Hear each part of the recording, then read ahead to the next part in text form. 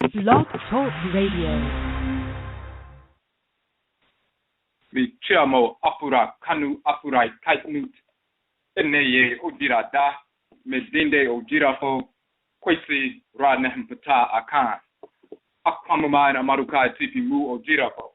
That means greetings to all Afurakani Afuraitkaitnit people, meaning African Black people. Today is ODWIRA Day, Purification Day.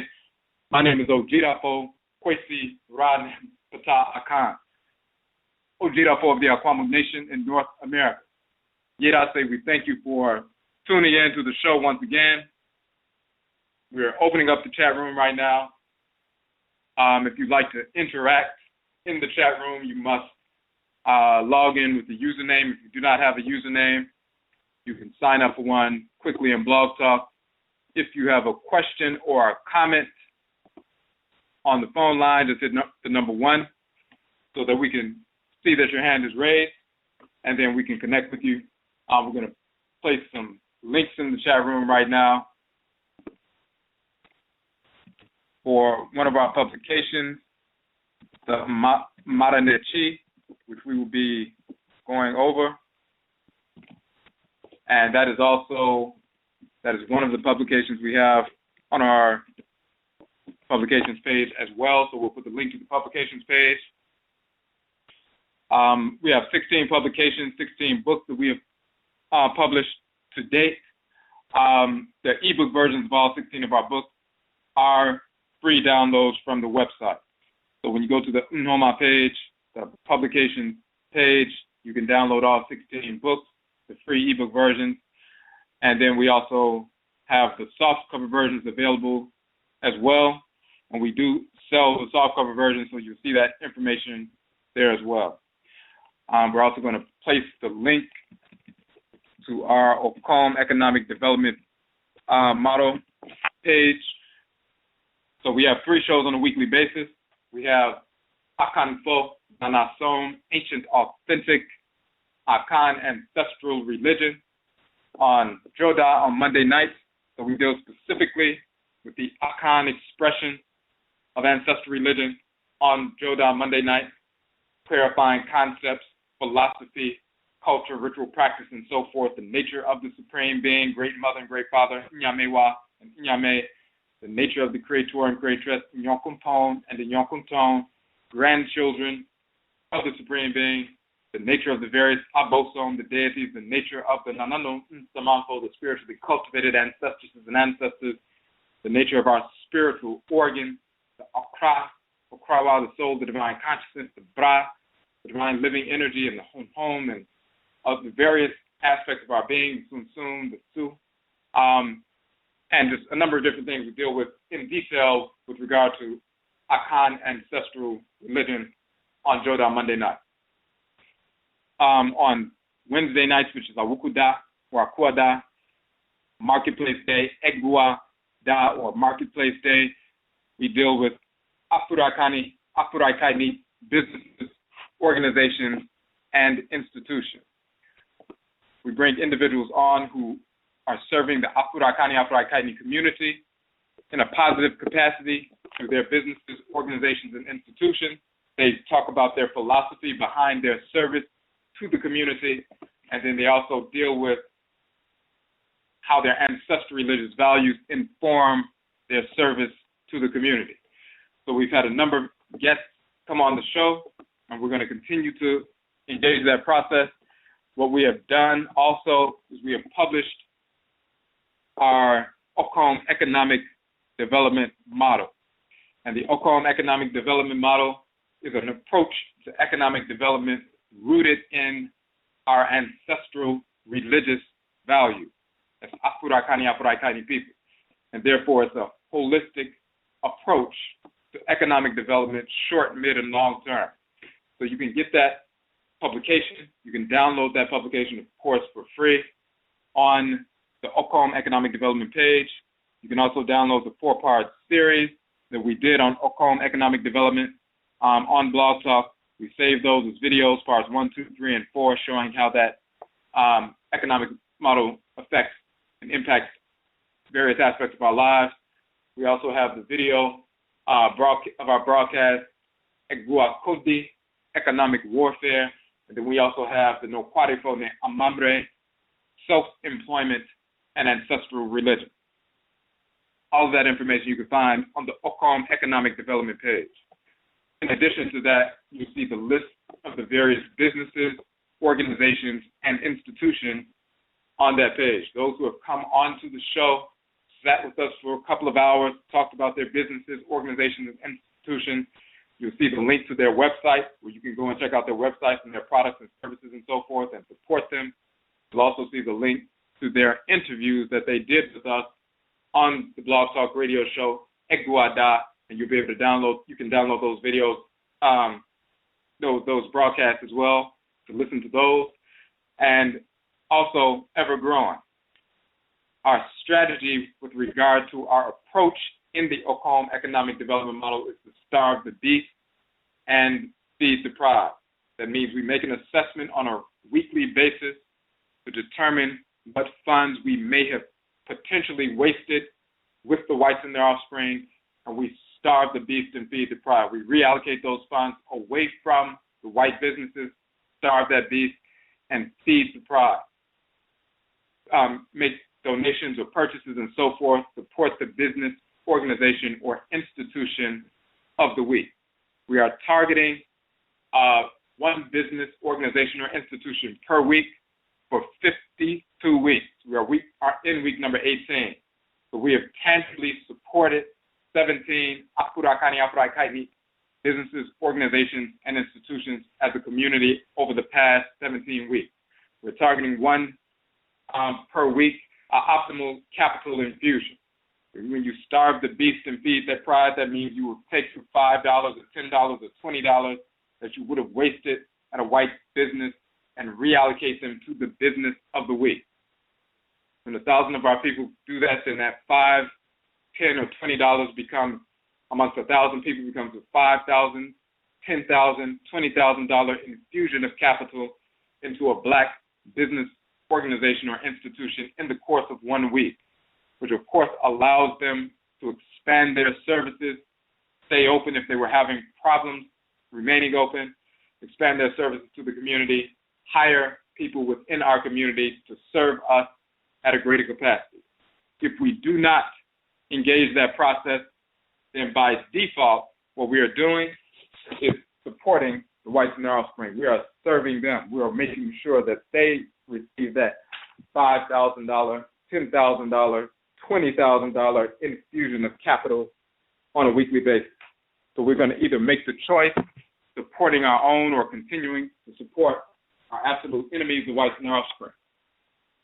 So that's what we're doing on Wednesday nights, Awukuda, or Egua Marketplace Day. And of course, for tonight, this is ODWIRA, which means purification. And what we're going to do, I'm just going to put this information out real quick. All right. So what we're doing with ODWIRA means purification. It also means the celebration of purification. That is in the Akan language of Afurakani, Afuraitkaitnit people. The Akan people live in Ghana and Ivory Coast, but also, of course, millions of our people were forced into the Western Hemisphere during the Mmusu-Okesie, the Great Perversity, the enslavement era, and therefore there are many Akanfo in the Western Hemisphere, directly descended spiritually and genetically from Akan people, our Akan ancestors and ancestors from the continent. So ODWIRA means purification. It also means a celebration of purification in the Akan language. But that language is derived from ancient Kanat and Kemet. Ancient Kanat is the title of Nubia. And Kemet, of course, is the corruption, or Kemet is the name of the corruption Egypt. But the actual, one of the ancient titles of that land is Kemet. So the term Jira in ancient Kanat and Kemet also means purification. It also means a celebration of purification. So, of course, it's the same term going back thousands of years with the same meaning. So on this show, we deal with the purification of our culture, purification of our philosophy, purification of our ancestral religious practices, Our term for ancestral religion, or Afurakani, Afuraitkaitnit, African ancestral religion, is Nanasom. Nanasom is a catch-all term for any expression of Afurakani, Afuraitkaitnit, or African ancestral religion. Ancestral religion, in essence, is the ritual incorporation of divine law, the ritual restoration of divine balance. That means through ritual, we incorporate those things, objects, deeds, and entities we need to incorporate in order to establish our thoughts, intentions, and actions in harmony with divine order.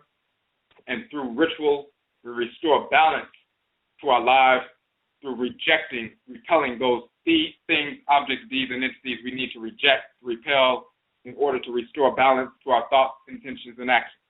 So when we incorporate law through ritual and restore balance through ritual, we are engaged, expansive, and contractive poles of ancestral religion. The ritual incorporation of divine law and the ritual restoration of divine balance. That is Nanasom, ancestral religion. It is ODWIRA, through ODWIRA, purification, that we operationalize Nanasom.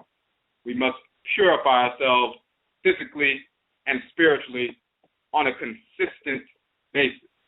And this is what we're dealing with. So that's true ritually, spiritually, culturally. And what we do with the show is we purify concepts, philosophy, culture, ritual practices, knowledge of our culture.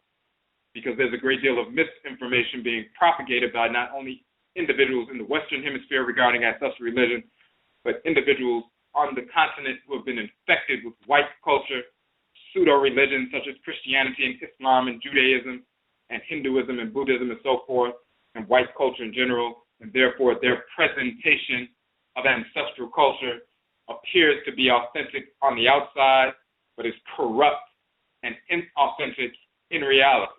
And if we simply blindly embrace inauthentic expression, then we begin to incorporate that and try to operate based on misinformation, leading to self-destructive results. Our ancestral religious practices are inherited directly from our blood ancestresses and ancestors, intergenerationally and transcarnationally. We get that directly from our people. Our ancestral religion is a spirit genetic inheritance. We are therefore not dependent upon anyone outside of our direct blood circle for our ancestral religious practices to be authentic. They can only be authenticated by our direct blood, nananom nsamanfo, spiritually cultivated ancestresses and ancestors who are assigned specifically to us. And the Abosom, the force in the nature, who are assigned specifically to us. They are assigned to us by Nyamewaa and Nyame, the Supreme Being, pre-incarnation, before we even enter into the womb. So we are born into the world with a culture that we can simply access through the invocation of the Abosom and the evocation of our direct blood, Nananom Nsamako, spiritually cultivated ancestresses and ancestors. We take control, absolute 100% control of our own spiritual development. We're not dependent on anyone from the continent or anywhere else for our spiritual cultivation. That circle of authority that informs our spiritual cultivation is in our blood circle. So this is what we're dealing with. What we want to deal with tonight, as we labeled the show, the idiocy of forgiveness. And we're going to get into that detailed information. And we're going to get into the Madanechi, divine law and divine hate.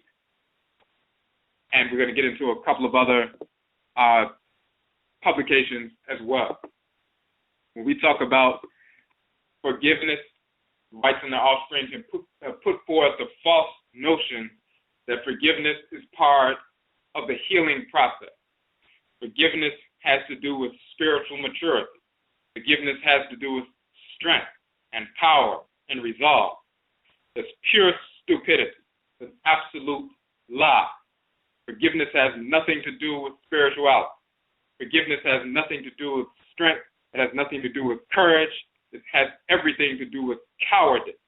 Forgiveness is, you don't forgive your enemies at all. That's cowardice. And what people have is cowardice because they fear the whites and their offspring, their enemy.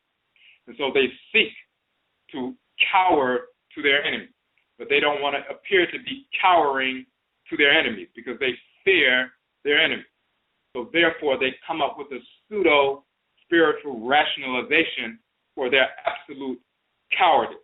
They're scared to confront the enemy, so they cower to the enemy and bend definitions and embrace the false definitions forced on us by our enemies so that we can engage in this fearful, weak, ignorant, slave-minded, cowardice behavior, this pseudo-spiritual behavior. We talked about and we utilize the teaching coming from our direct ancestresses and ancestors, our spiritually cultivated ancestresses and ancestors who say, you harvest what you cultivate. Whatever you plant and whatever you seed and you cultivate, you harvest that. When you understand the reality, and that's the reality of creation, that's an immutable law of creation that governs all natural entities in creation. When you understand that reality, when you understand that immutable law, you harvest what you cultivate, then you understand the nature of cause and effect. There's no such thing as forgiveness when you understand the reality of cause and effect. If there's a cause, then there's an effect. If you harvest what you cultivate, everything you cultivate, then it leads to what you harvest. That's a natural cycle. So there's no forgiveness or rejection of a natural effect. If you cause some harm, you should expect some harm to be coming. That is the effect of what you put out. It's a response rooted in reality, rooted in the movement of the forces in nature throughout creation. This is not a linear creation. It's a circular, expansive, cyclical entity that we operate within, the great divine body of the Supreme Being.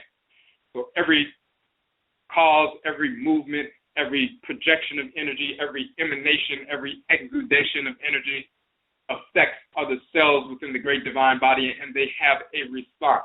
There's an electromagnetic pull. Everything has an orbit. Everything has electromagnetic field. Project energy towards something of an electromagnetic field, you're going to get a response from that. That's a provocation, and there's a response. That's reality throughout creation, throughout the great divine body of the Supreme Being. Even when you have cancerous cells within the great divine body of the Supreme Being, their movements, their actions affect the healthy cells, and the healthy cells respond. Just like the cancerous cells that develop in your body move and act, and they provoke the response of the healthy cells, including the immune system and lymphatic system, and they are destroyed by the cells of the immune and lymphatic system. That is reality. So when you understand the law that you harvest what you cultivate, the cause and effect, then there's no such thing as forgiveness or turning the other cheek and so forth. When you understand you harvest what you cultivate, or what some people would say you reap what you sow. Those two realities, the reality of cause and effect and quote unquote forgiveness, are incompatible because forgiveness is nonsensical. Everything that has a cause has an effect. We let that effect take place, but we make sure that effect is borne out, and then we move forward. We talked about in our publication, perpetuated, which is unpublished, but we've dealt with it before, and we talked about the cyclical manifestation and unfolding of behavior. We also talk about that in our Sankofa Juma training for human services professionals and so forth, how they can incorporate culture in their therapeutic interventions with their clients, and we utilize our Afura whole life interventions therapeutic model to affect that process. You can see that on our Sankofa Juma page, and we go through that step-by-step process, the unfolding of behavior. And when you look at that symbolism, the first part of the process is seeding. The second part of the process of the unfolding of behavior is germination and rooting. The third part of the process is sprouting. The fourth part of the process is flowering and maturation. The fifth part of the process is the harvesting, but then the seeding once again. So we go through that process. When you look at the sun setting in the west, it's akin to the seed being planted in the ground, going into the quote-unquote underworld. So that seed being planted in the ground is contact. So when we come in contact with an entity, engage an issue, or hear a dilemma, that is the seeding process, our perception and receipt of what we're perceiving. That is the seeding process. Something is entering into our conscious awareness, being seeded. We, through our sensory organs, our 7 senses. Of course, we have 7 senses, the 5 senses that the whites and offspring talk about, but also the sense of time and our sense of balance. Through those 7 perceive, and that's making contact. That's a seeding process. The next stage in the process is germination or rooting. Once the seed is implanted, what we have perceived has been received, implanted in our conscious awareness, embedded in our awareness, our senses are stimulated. The seed, as we say, is a matrix of energy which germinates, developing roots which delve below the surface of our external awareness. So just like when you plant a seed, the first thing that happens is germination, and the roots go down deep into the soil. When we receive an issue, receive something in our sphere of awareness, the first thing that happens is we're stimulated on a sensory level, and there's a germination of thought, a germination of ideas, thoughts and intentions associated with those ideas. The germination of those thoughts is because of the seeding process. The issue goes deep within our consciousness. If it goes down deep to the source of our root of being, can attune to the reality and the nature of this issue. If we go shallow and the germination of our thoughts are shallow, then we will ascribe a false definition to what we are perceiving, what we are experiencing, and then we'll operate based on that false definition. But if the germination of our thoughts are deep enough and they go down to the very root of our being, then we can attune to the reality of this thing that we're perceiving, this issue that's taking place, this dilemma that's taking place, these individuals or entities or events that are taking place. We begin to germinate thoughts, and they go down deep, and we can attune to the truth, the reality of these events. Once we attune to the truth, the next piece is the sprouting. After the seed germinates and sends the roots down deep, then the sprout begins to rise up and break through the surface of the soil. So the first thing that breaks up through the surface of the soil is the sprout. And what you can see there is clearly something must have been happening underground for a while, the germination. This is why the sprout can expose itself to the full light of day above the surface, in the region where everything is seen. In the same fashion, when we germinate thoughts, germinate intentions and ideas and so forth, then the first manifestation of those thoughts that are germinating within our heads, within our spirits that most people cannot see, the first thing that they see is the sprouting of those thoughts and intentions that have been germinated. The sprouting, or what is seen, the evidence of that, is our energetic response, our emotional response. So we manifest emotion, anger, hurt, joy, exhilaration, fear, relief, attraction, repulsion, all these different kinds of things. Energetic responses, emotional, external motion, energetic response. The seed has sprouted. What was below the surface, underground, has emerged above the surface. The thoughts that were hidden in the internal recesses of our consciousness have now been forced or sprouted outward. That's an emotional reaction.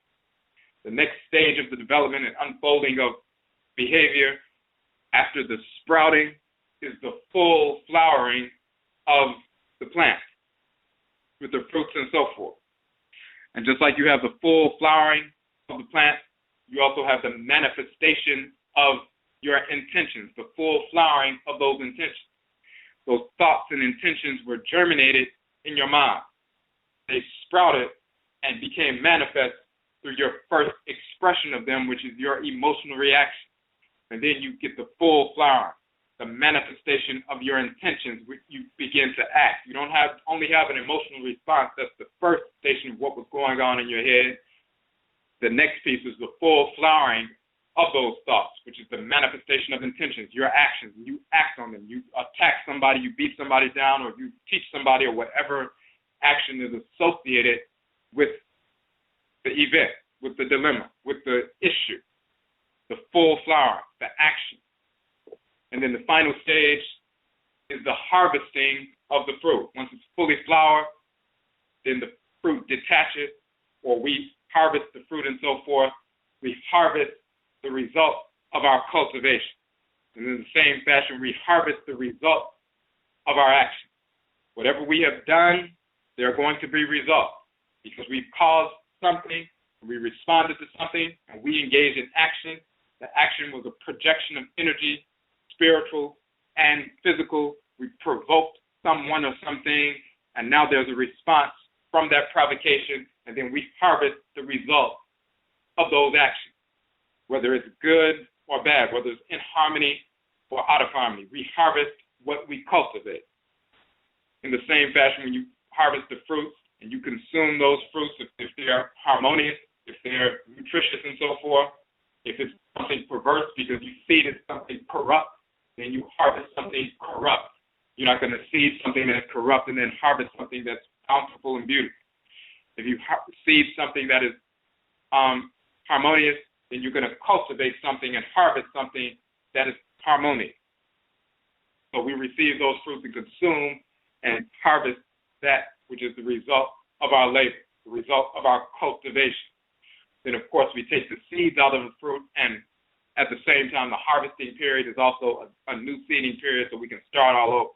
When we harvest the result of what we have cultivated, then there's a response to that harvesting. Whatever we believe about what we receive because of our behavior, the harvesting of what we cultivated, then there's new seed formation and more thoughts generated about the results of our actions. If the results of our actions were positive, then we have a certain kind of thoughts and intentions associated with the results. If the results were negative, then we generate a number of thoughts based on the negativity of the results of our actions. And then new seed formation begins, and new germination begins, and sprouting, and then flowering, and everything else. So the cycle repeats itself.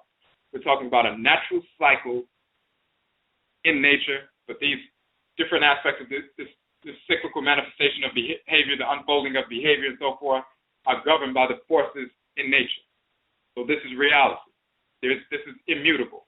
So there's no forgiveness in between. When you begin to harvest what you cultivate, you're harvesting the work that has already been put in. Now let's look at the Nyamewaa-Nyame Nhyehyee, our book, The Divine Law and Divine Hate. And we talk about some of this information when you look in part 5. Part 5 begins on page 48 in Nyamewaa-Nyame Nhyehyee, Divine Law and Divine Hate.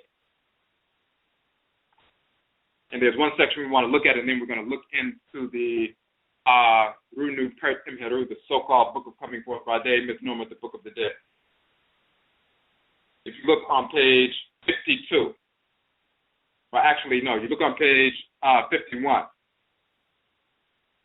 We already talked about earlier in the text. There's a Khan proverb. In fact, page 51, right before that, Osansa se Nyamewaa-Nyame Nhyehyee, which means the hawk says that all that Nyamewaa, the great mother, great father, created is good. So everything that is created, the capital C, divinely created, is good, because everything is created in an orderly fashion. And good and order is the same concept in our ancestral religious practices and in reality. So all that is fashioned by the Supreme Being is good or orderly, in harmony with divine order. So then that's an Akan Epe or proverb. Then we go to ancient Kemet to confirm this. And we talk about the coffin text, number 1130 from the 12th dynasty. On page 51 in our text, we quote from that the 4 good deeds of Ra, the Creator, in this particular text. Ra says, I made the 4 winds so that every person might breathe in his or her time and place. Of course, when he's talking about making the four winds and talking about the people at this particular time, the only people who are in existence at creation was Afurakani, Afuraitkaitnit people. So he says, I made the four winds so that every person might breathe in his or her time and place, in harmony with order. He said, I made every person like his or her fellow. I did not instruct them to do evil. It was their own hearts that caused them to disobey what I instructed. In this text, we can see that the creator of the universe states that he did not instruct anyone to do evil. Evil came from the heart of those individuals who committed it. Evil exists, yet it is a manifestation of disobedience to the command of Ra, for Ra only commands that which is good, meaning that which is orderly. Now, in the text of Maxims of Ptah-Hotep, the oldest quote-unquote book in the world, Ptah-Hotep says, Ma'at is everlasting. It has been unchanged since the time of Asar. This is why he also states that the wise one who acts with Ma'at free of falsehood. In other words, if you are wise, Nyansa, you are one who acts with Ma'at, divine law, and you are free of falsehood. This means that if you are unwise, you act without Ma'at and are enslaved or bound by falsehood, you are not free. In Afurakani, Afuraitkaitnit culture, falsehood is recognized to be a manifestation of disorder. This is dealing with evil. So, the term falsehood, written ger or gerik in the Medutu, is representative of disorder or evil. This is also why Ptah-Hotep says the one who acts with Ma'at is free of falsehood. The truth speaker, Ma'al Keru, Ma'at Keru, is one who can also attach Asar to his name as a title, for he or she has become like Asar, free of falsehood, perversity, abomination, disorder. We're going to talk about, if you think about in ancient Kanat, Nubia, ancient Kemet, or riverine society, the longest river in the world is the Hapi River, the river of the Abosom Hapi, the so-called Nile River. Thousands of years ago, you have different situations taking place. One of these situations, you have a man near the river cultivating, living along near the river. He goes towards the river bank, begins to wash himself in the river. And then he sees and hears something, sees some movement. He doesn't understand, he doesn't know exactly what it is. He doesn't know if it's a Bennu bird, doesn't know who it is. Then he begins to hear something, and it begins to get loud. All of a sudden, one of the crocodiles comes forward. Msu comes forward. A crocodile comes forward. One of the large, quote-unquote, Hapi, Msu, the Hapi crocodile. The great crocodiles that you see along the river in Kemet.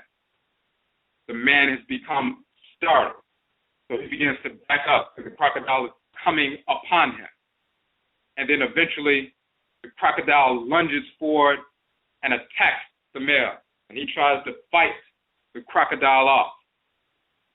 But the people witness further away. They see what's happening. They begin to rush out, but they're too late because the crocodile, the man in his chest, and literally rips his heart out of his body, pulls his heart out of his body, and opens up a gaping wound, basically a bite mark, right through the middle of the chest of the man and rips his heart out of his body. The people run up and try to capture and attack the crocodile, and it backs down, but of course the man is deceased at this point. These are occurrences that took place in ancient Kanat and Kemet.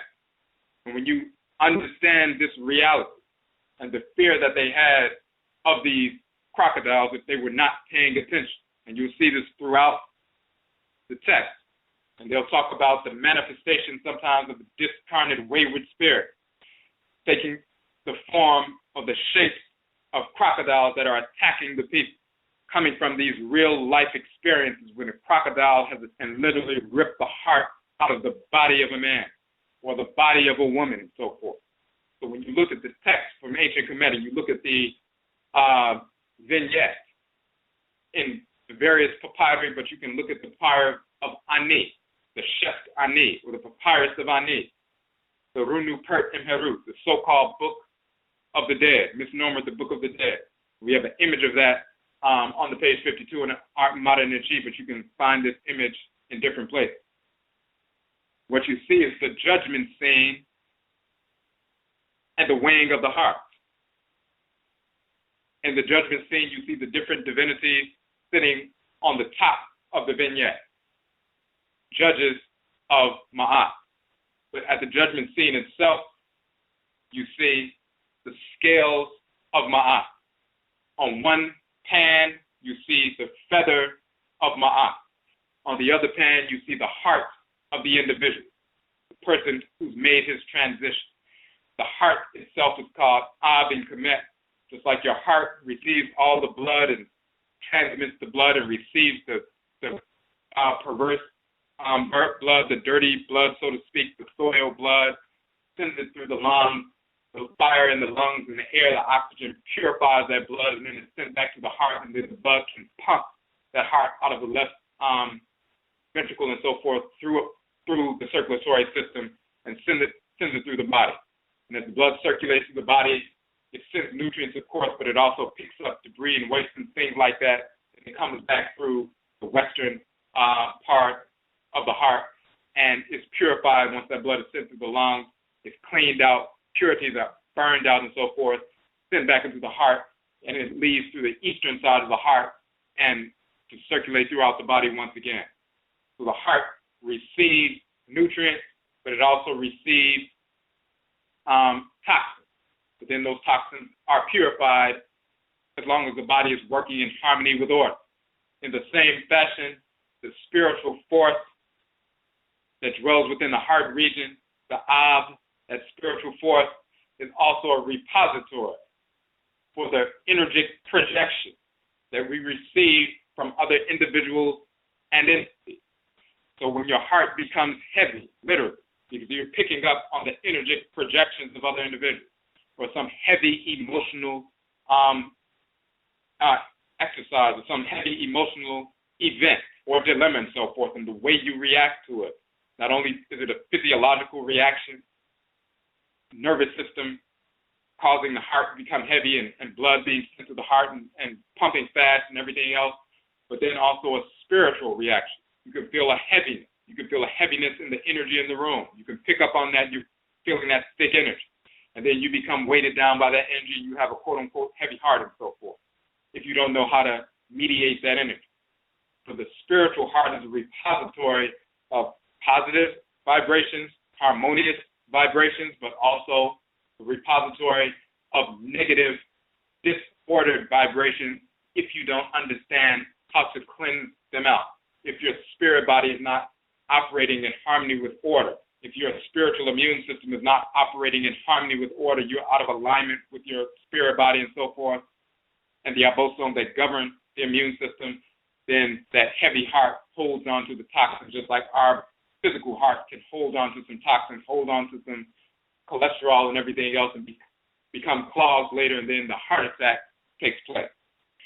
So just like the physical heart holds on to good things as well as bacteria toxins, the spiritual heart captures positive vibrations, meaning harmonious vibrations, orderly vibrations coming from other individuals and entities, physical and spiritual, carnate and discarnate, but also the negative disorder vibrations from individuals and entities, carnate and discarnate.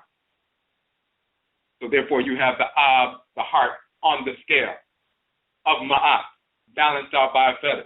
If your heart can pass that test, your spiritual heart should be light, because you're not weighted down by the negativity of corrupt, perverse vibrations that you've been trying to hold on to and accept by your enemy, or engage in self-destructive behavior. So you don't have a heavy heart, your heart is free. It balances out the feather. The term for feather is shu, which means feather, but shu also means fire. So your heart is light as a feather, but also light as a flame of fire. This judgment scene, as we say in the text,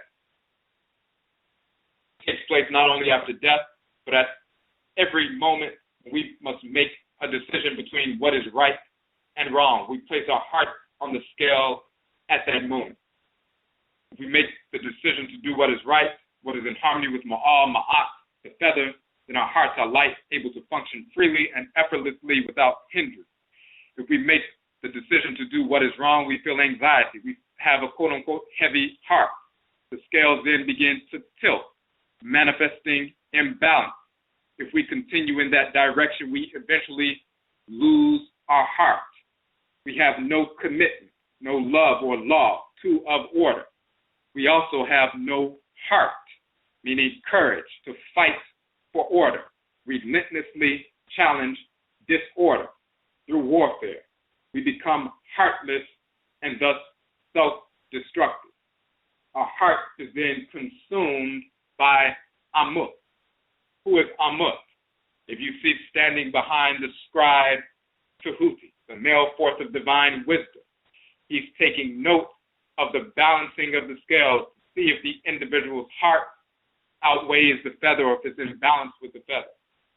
So the deceased individual, as an ancestral spirit, his spiritual heart is weighed against the divine law of Ma'at.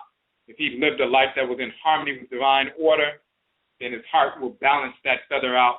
Tahuti, the force of divine wisdom, takes note of that, and then this person has passed the test, and he can therefore go into the presence of Asar and Aset, and he can live amongst his honorable ancestresses and ancestors in the spirit realm in harmony. It's like when you go to sleep and you have interactions with your deceased relatives in a harmonious way.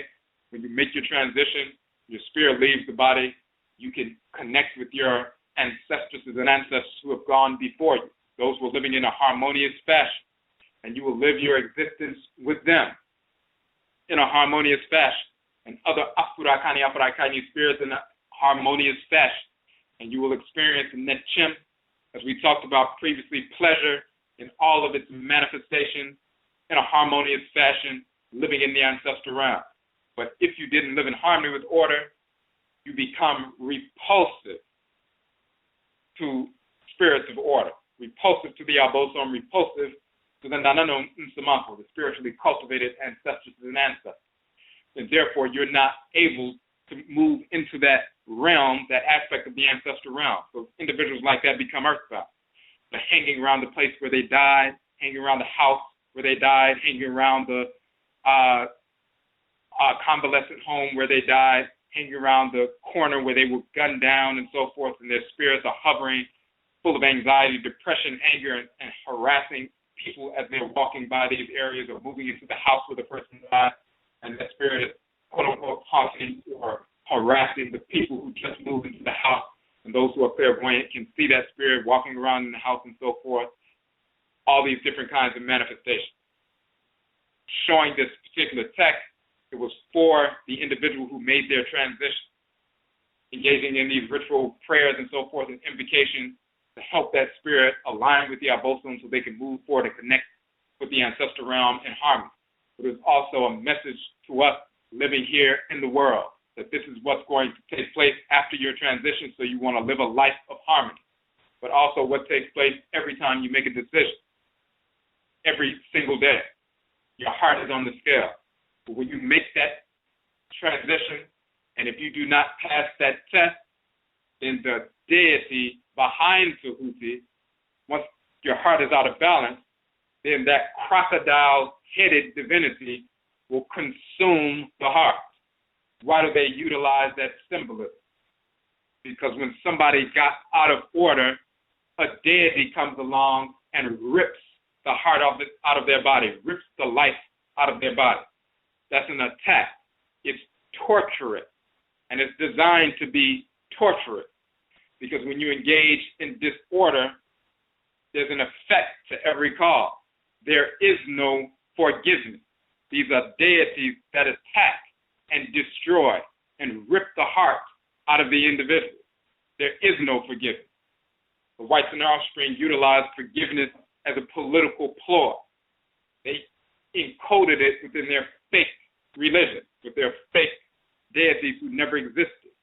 So in our Kukunutun, the ancestral jurisdiction, we prove that Jesus, Yeshua ben Pandera, Moses, Aaron, Abraham, Isaac, Ishmael, Solomon, Sheba, Menelik, Muhammad, Buddha, Brahman, characters and more are absolutely fictional cartoon characters who never existed of any race whatsoever. We prove that conclusively. So all of our people who've been enslaved by these idiotic non-religions, fake religions, can be liberated from that nonsense. But within their doctrine, whether it's the Western aspect of their doctrines with Christianity, Islam, Judaism, and so forth, or the Eastern aspect of the same perverse doctrines with a different faith on them, but the same doctrines, Hinduism, Buddhism, Jainism, all of that nonsense, they're teaching you, don't hate your enemy. Turn the other cheek. Forgiveness is divine. Forgiveness is sacred. Forgiveness has to do with a higher level of development. That's pure idiocy.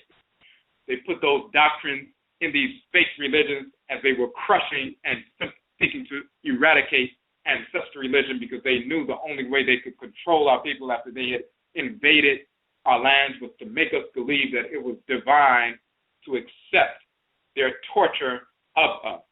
It was purely corrupt and political. And they know that they're lying. The Hindus, the Buddhists, the Christians, the Muslims, the Hebrews, and so forth, so-called Hebrews who really never existed, Jews and so forth, whenever these individuals teach these kinds of concepts, or when it enters into the doctrine of so-called philosophy, when you pretend to take the pseudo-religious veneer off of these doctrines, and people are teaching philosophy in college, in university. They're talking about moral relativism, and truth is relative, and all of this idiocy. That is an absolute lie. Truth is absolute, and only Afurakani, Afuraitkaitnit people can attune to truth, because the word truth is the same as ma'a, true, what is real, straight, genuine, straight, harmonious, undergirding all of creation, ma'a and ma'a. So that's the same as true. The same definition of true. Ma'a is true. Ma'a is also law, because law is that which is real. Law is that which undergirds the created universe. Law is that which is straight, that we can stand upon and measure our thoughts, intentions, and actions against. So therefore, ma'a means true. It also means genuine. It also means straight. It also means real. It also means divine law and balance, because they're all the same thing. We can attune to absolute truth, because the male and female forces in nature, ma'a and ma'a, are deities that we invoke, and they possess us, and they communicate directly with us. So we can attune to these forces in nature. We can be possessed by them. We can align our spirits with theirs. And when we align our spirits with theirs, we can attune to the actual laws that undergird all of creation. So we understand ma'a and ma'a. We understand absolute truth because we can experience that. The whites and their offspring cannot align with any force in nature. They can't be possessed by any force in nature, because no divinity has ever, nor will they ever possess any of the whites and their offspring. No Orisha, no Abosom, no Vodou, no Ntorotu has ever, nor will ever communicate with the whites and their offspring.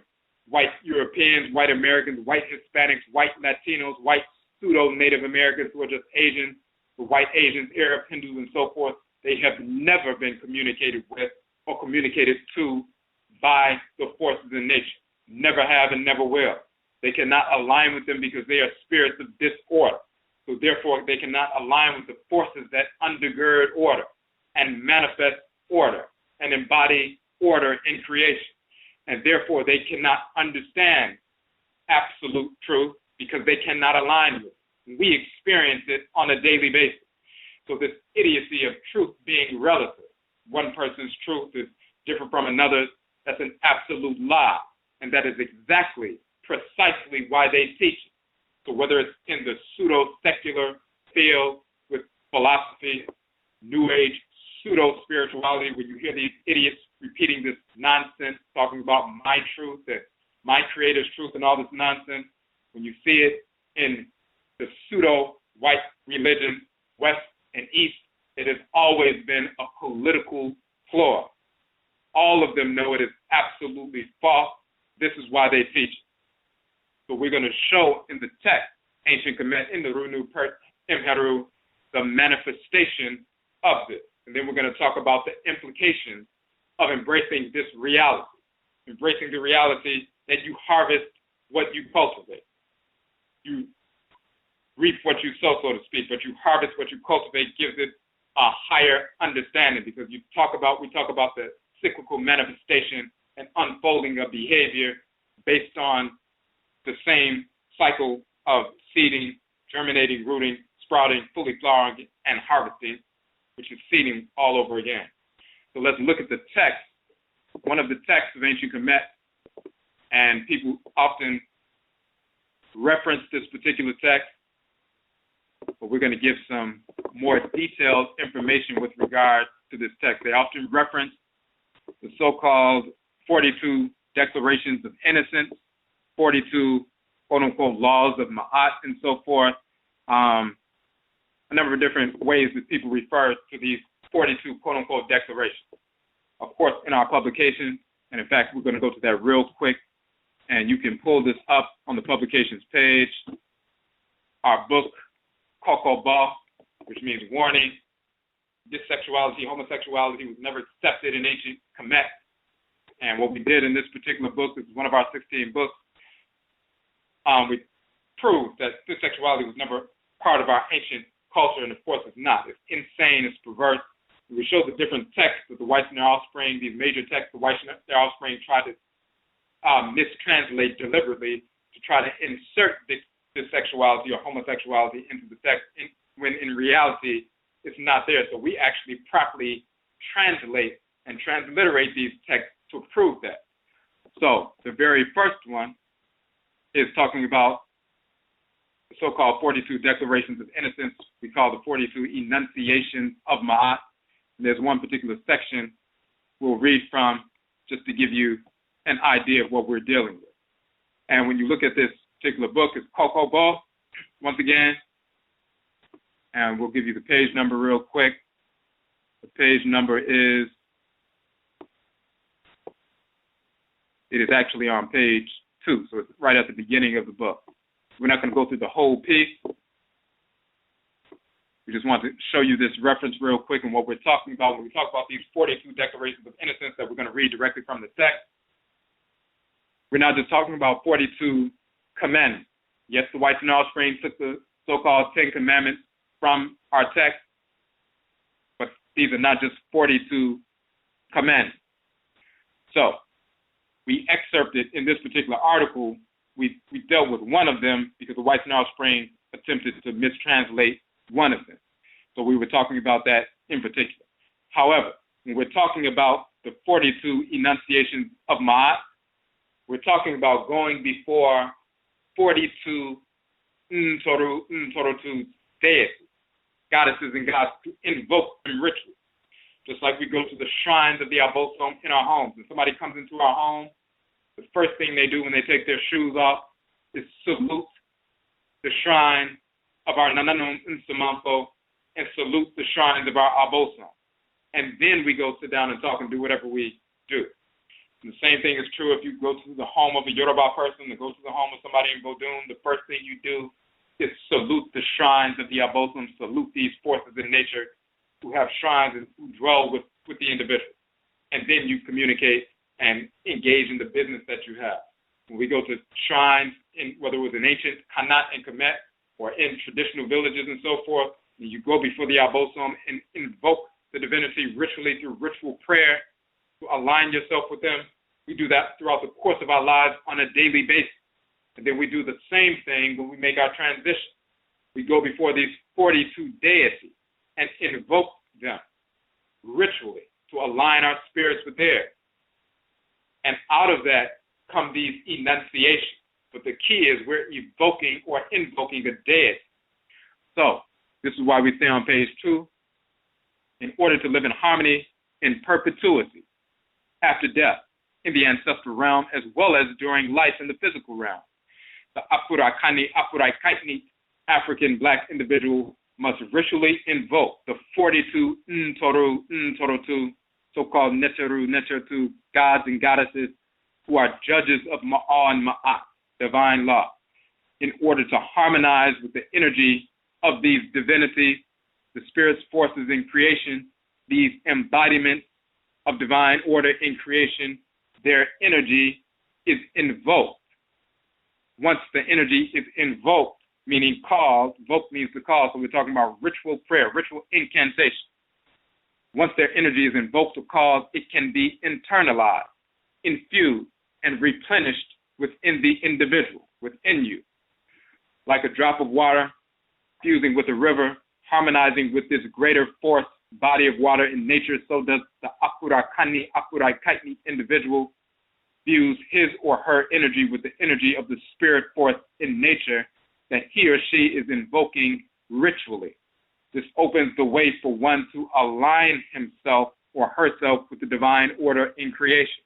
However, in the process of accepting, receiving the infusion of energy, divinely ordered energy of the abosom, the forces in nature, the individual must reject perversity, disordered energy, which can manifest as a result of disordered thoughts, intentions, and or actions. The individual thus invokes, meaning accepts the energy of the divinity, the spirits of divine order, and rejects, repels disorder. So through invocation, ritual invocation, sound vibrations released through incantation and prayer, you provoke the energy of the abosom. And once their energy is provoked, they send that energy to you and you pull it in and you receive it, infuse it within your being and replenish your own energy. You've aligned with them. That's invocation, that's accepting their energy. But then you reject disorder. You repel disorder. In the passage, and we're talking about in this particular text, the passage below, the individual invokes the Ntoro of the divinity, Kererti, the Ntoro of the caverns, the holes, the Keret, the gateways to the spirit realm. He who comes forth from Amentet, the land of the west, the ancestral realm. The individual invokes, calls forth, and accepts, receives the energy of the Ntoro, the divinity, and thus the divine order of creation.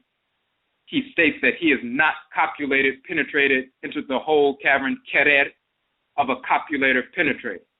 The only whole cavern, Keret, that the male should enter during copulation is that of a female whose cavern, Ka'et, the term for vagina in ancient Kemet, is also associated in ancient Kemet with the opening whole Keret to the Duat, the ancestral realm.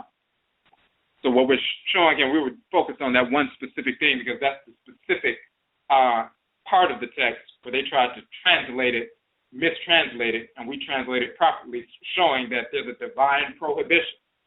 We're invoking the divinity Keret,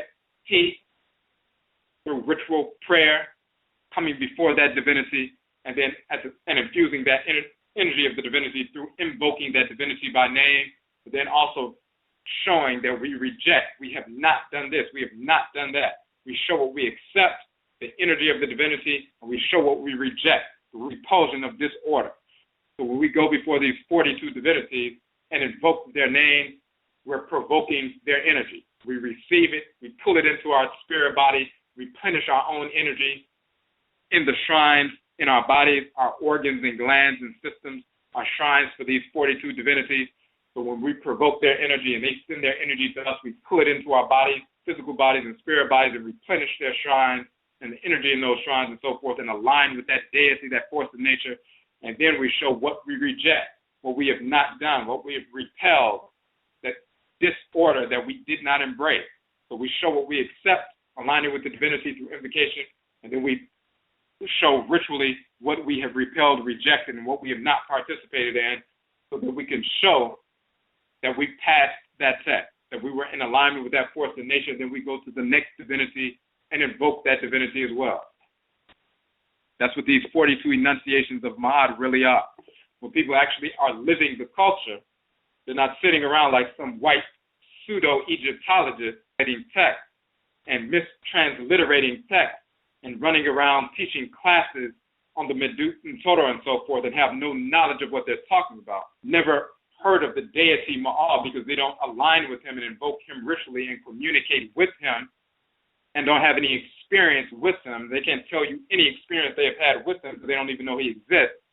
They talk about the goddess Ma'at in theory, but they can't tell you their direct experience with her. So therefore, they have no clue about what they're talking about with regard to Ma'at and Ma'at. and they have no clue of what they're talking about with regard to these 42 enunciations, because they're not invoking these divinities on a daily basis. So they're just aping and mimicking what the whites and their offspring have been repeating for over 100 years, misinforming our people under the cloak of Afrocentric jargon, which is nonsensical. So we're talking about reality, and the reality of these texts is rooted in the ritual practice. So let's look at the text.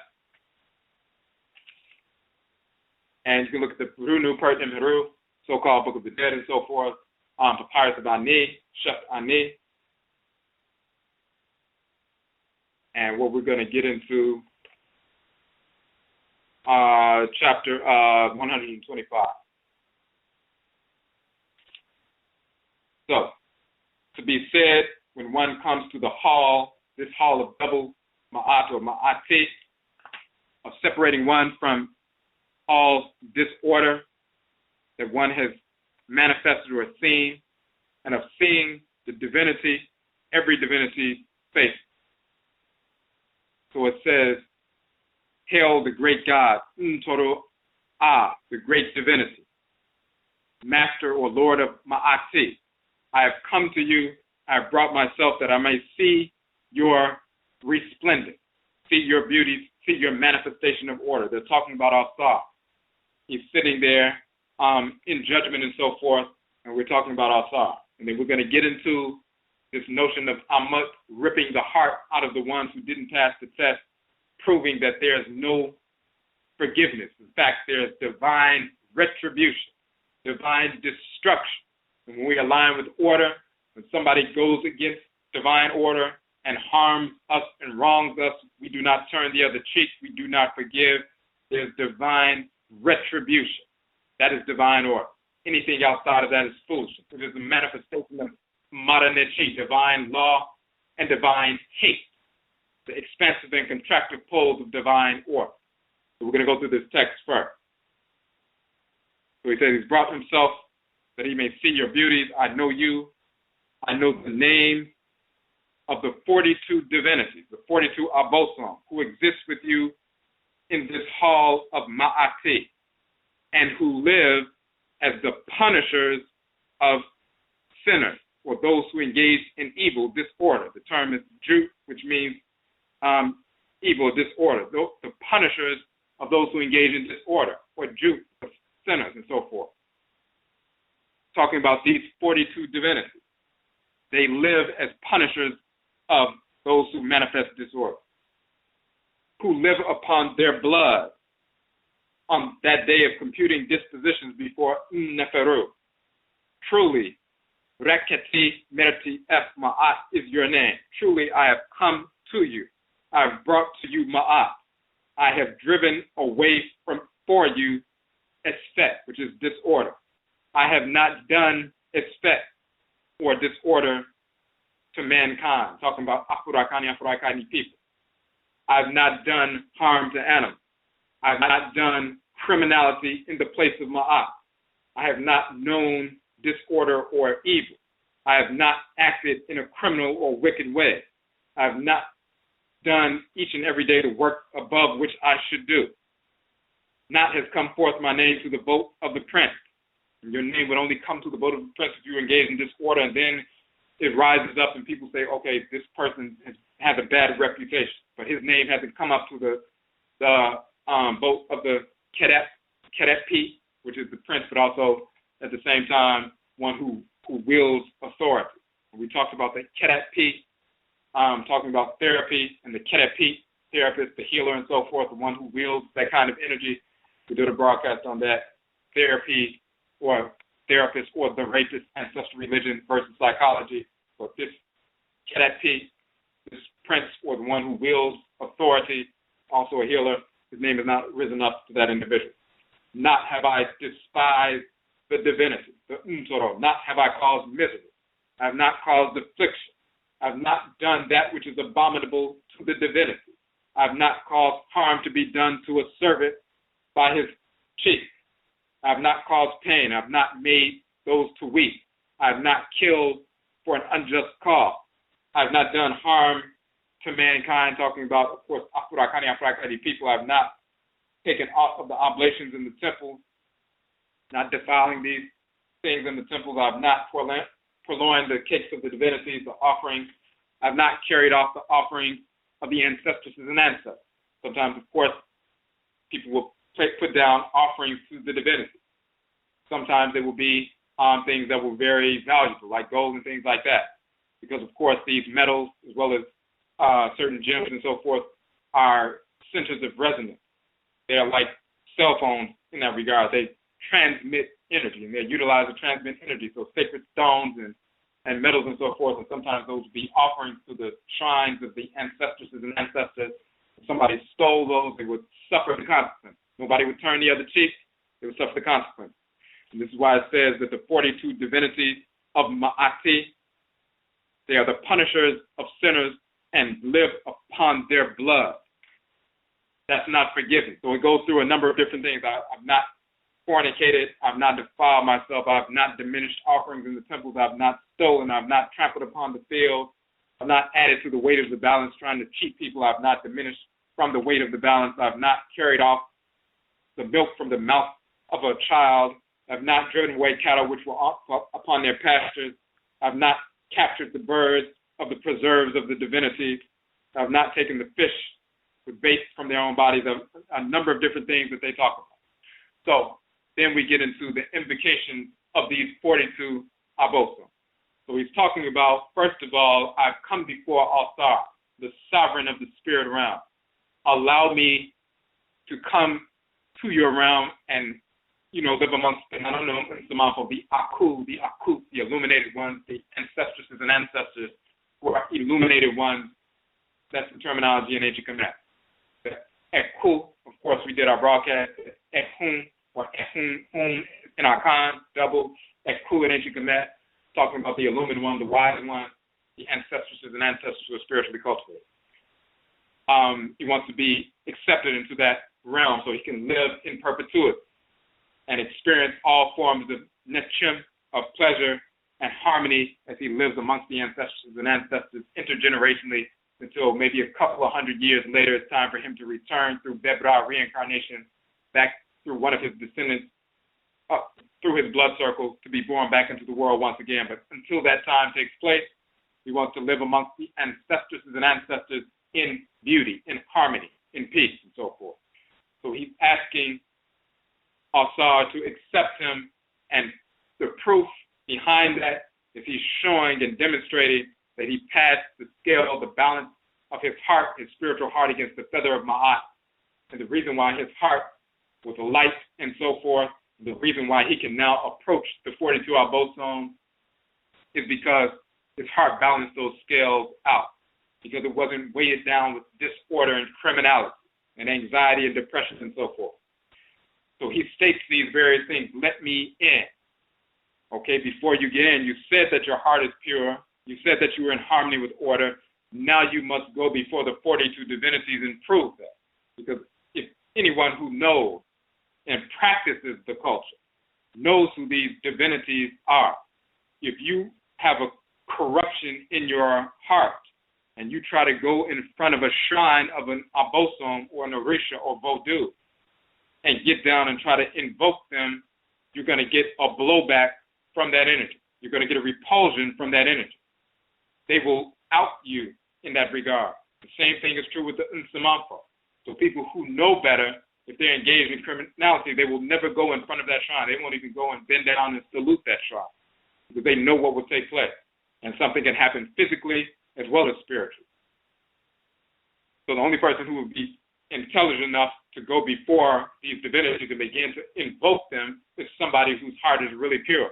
Because if it's not, you will suffer the consequences. These are the ones who punish sinners, punish liars, live upon their blood.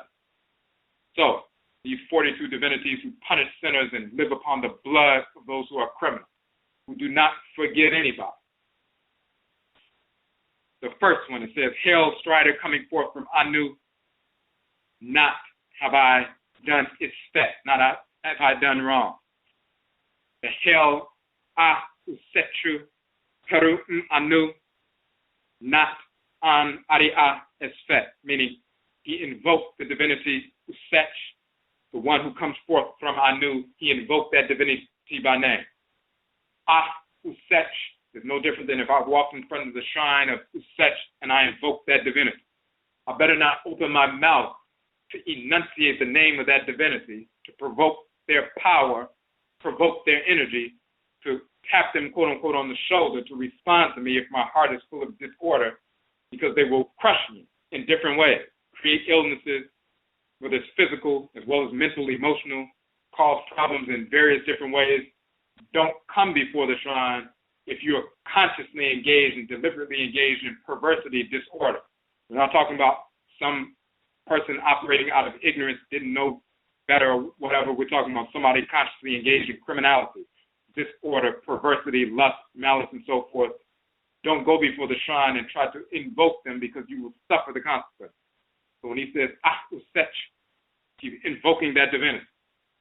Those sound vibrations alone is no different than if you were in a dark room and there's somebody enunciated your name. Those sound vibrations reach you, cause your eardrums to begin to vibrate, stimulate you, and then you start moving towards the direction of those sound vibrations in the darkness, because you are moving towards that invocation or that evocation. The same is true when you go before a shrine. When you say the name of the divinity, that is a sacred invocation. It doesn't have to be long and elaborate. As soon as you say their name, you're invoking it. And if you're in harmony with order, you're doing something right. And it's okay, and you will align with it. But if you're out of harmony with order, you will suffer the consequences. So when he says, Usech, he's invoking the divinity, and then that's the acceptance. He invokes the divinity.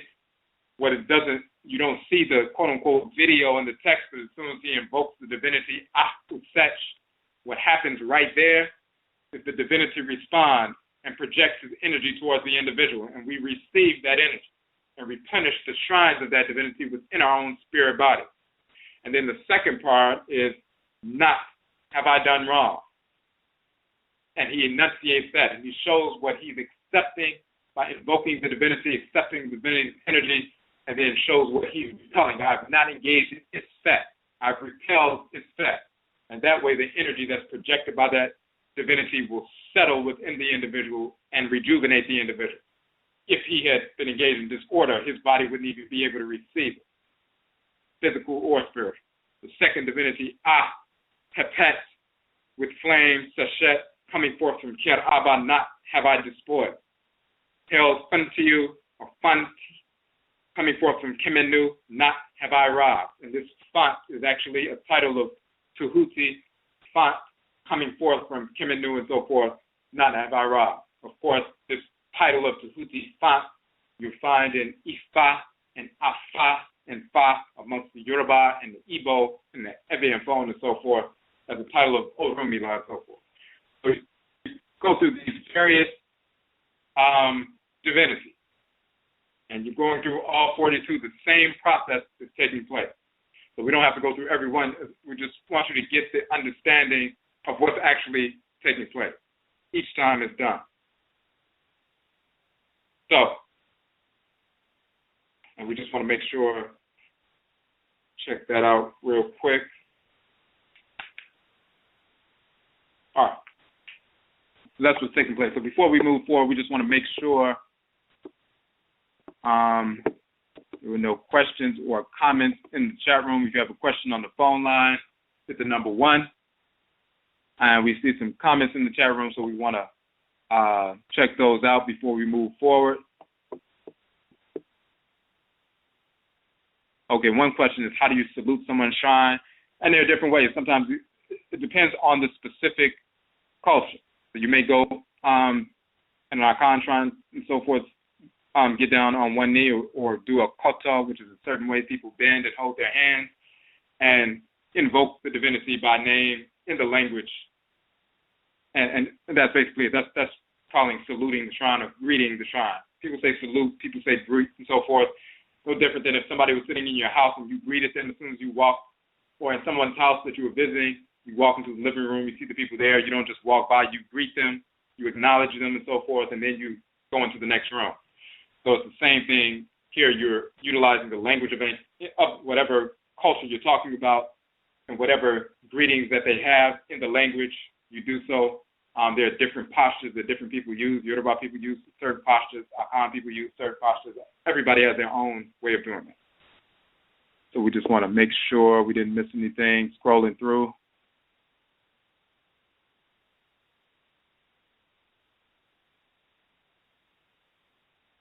All right. Okay, so another question, how do you perform the ritual for the 42 laws of Ma'at? So again, so when you're talking about this text that people are always reading, now what's happening when somebody makes their transition, not only do you come in contact with the Nsamanfo, just like when you go to sleep.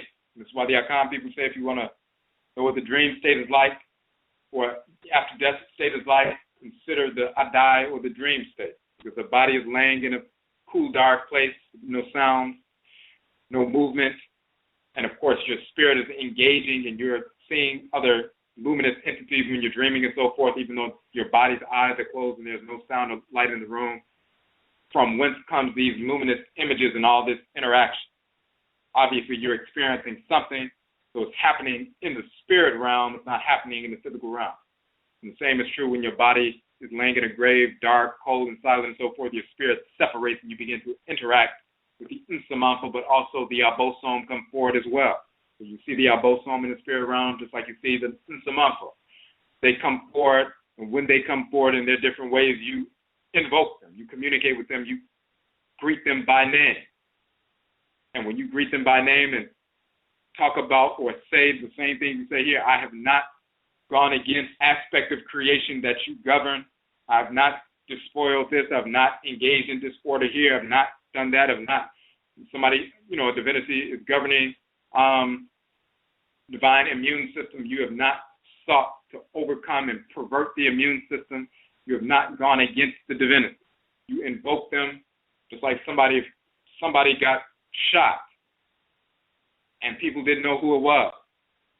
And a person's parent who got shot grabbed a rifle and ran outside and ran up to you. He was about to put the barrel to your face. And you invoke them and say, greet them or whatever and say, listen, I know you, I know her, I have not done that. And when you align with them and they can feel you, and then they recognize you have not done what you weren't supposed to do, then they put that gun down and they find out who really did something. So this force that's coming towards you, you're trying to make sure you get in alignment with the reality. And then you show you did not engage in the criminality. If you did, then they're going to blow your brains out. If you did go against the order, then you're going to suffer the consequences because it's cause and effect. So the same process. When you go make your transition, invoking these divinities the same way you did when you were living in the world and doing this on a daily basis, pouring libation, invoking many of these divinities by name on a regular basis. You can include the names of these 42 Abosom. People in the Yoruba tradition, Akan, they have different descriptive titles for these forces in nature and so forth, but sometimes the exact same names as well, or the descriptive titles, one or the other, but they're the same, including them in libation on a daily basis. In and of itself is an invocation of these divinities and helps you to begin to align with them because you're sincerely seeking to invoke them and align with their energy. So you can be in alignment with order on a regular basis. That alone is a simple invocation, that libation, going to the shrine once again. Okay, so let me scroll up real quick. I saw something scaled down. Don't want to miss that.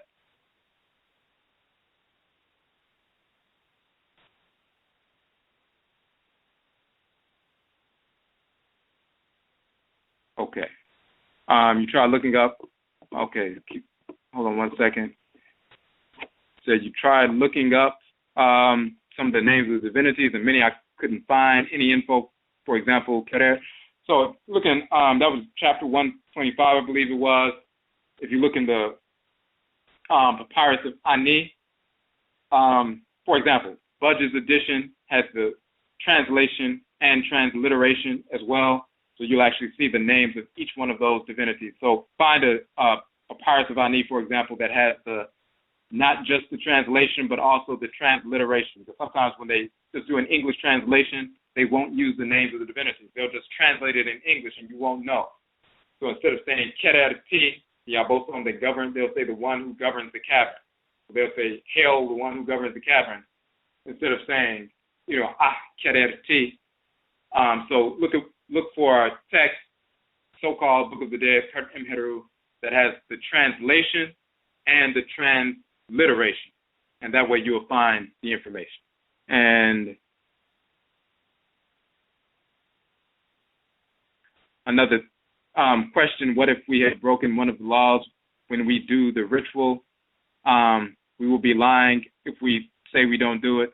So this is the key. Like when you, on a daily basis, you will evoke your Nsamafo. You may pour libation at your shrine, salute them or whatever. You may meditate at the shrine of your Nsamafo for 10 or 15 minutes or however long it varies at different times. So they want you there longer, as long. You invoke the abosom that governs your head, your cry, on a daily basis. You may spend longer amounts of time or shorter amounts of time on a daily basis. When you're sitting with your own cry, to align with that force in your head region, that encoded within that force is the function you have to execute in the world. You're constantly trying to correct and purify your behavior on a regular basis. That's the reason you align with your cry, to feel that pull in direction, thoughts, intentions, and actions of what you should be doing on a regular basis. And you get direction from the Nsamafo as well. So as you're going through life, you do that on a daily basis in different capacities, so you can learn how to align every thought, every intention, and action with divine order. You get, informed and empowered when you go to these shrines, or when you're living throughout the course of every day and you're in the midst of situations, you're attuning to your cry to see what decisions you should make, what things you should stay away from, what things you should be drawn to, and so forth. You're developing yourself, you're cultivating yourself, you're purifying yourself. If you make mistakes, then you engage in ritual practice to realign yourself. Remember, Nanasom, Afurakani, Afuraitkaitnit, ancestral religion, is the ritual incorporation of divine law. So you incorporate law from the Abosom and Nsamafo, and then the ritual restoration of divine balance. So when we make mistakes, we have ritual practices we engage in to realign ourselves with order. We're talking about making mistakes because of ignorance or immaturity and things like that. When people engage in deliberate criminality, that's a different level, because that's not a mistake. You're deliberately doing something. And you're going to suffer the consequences no matter what. If you do something out of ignorance, the Abosom will assist you and show you how to get back in alignment with order. The Nsamafo will show you how to get back in alignment with order. If you go deliberately trying to engage in criminality, you go try to invoke the Abosom, they're going to repel you. They're not giving you any direction. You try to evoke the Nsamafo, they will repel you. It's like if somebody molests a child, the grandparents are not going to say, if they're intelligent, well, come on over here, I'm going to, help you get back to normal. They will kill you, or they will direct somebody in the family to kill you. They're not going to try to help you. You've gone beyond help at that point. You deserve to be killed. You deserve to be shot in the face, cut down. The same thing with you deliberately engage in perversity out of malice and so forth, then you're repelled by the Abosom. But if you engage in, self-destructive behavior out of ignorance, out of immaturity, because you have conditioning you haven't gotten over, and you lying to yourself and trying to make yourself be something that you're not in front of other people and all this other nonsense that we go through, the Nsamafo see through all of that. You're going to suffer the consequences of mistakes you make and so forth, but then they will also help you realign yourself in the process. So that's a constant process. That's a constantly unfolding process. And the more you align yourself with your cry on a consistent basis, engage in ritual practice, the less you will engage in self-destructive behaviors, and then you begin to elevate and crystallize into that societal office of Nana, an honorable elder or elders, where you have begun to manifest Subain Pa, or sacred character. When you're not making those mistakes anymore, your thoughts, intentions, and actions consistently are in harmony with divine order. Okay. So I want to go back up real quick before we get to this, the final piece. That was one question. Okay, the ritual is done daily when you awaken before you sleep. In the morning, you affirm the deity that you will not break the laws of Ma'at, and in the evening, you affirm that you have not broken the laws. That's something that some people do. It's a nice little device, but that's not what this text is talking about. You can do that. It's a nice, it's something that can, incorporate some discipline within you. But when you have certain individuals who don't understand what's really happening, they'll just say, hey, I recite these 42, admonitions. And that's something that came up here in America when people started learning about ancient Kemet and started trying to incorporate things in the culture. They found out about the 42 declarations of innocence, and they were like, oh, they stole these from the Ten Commandments.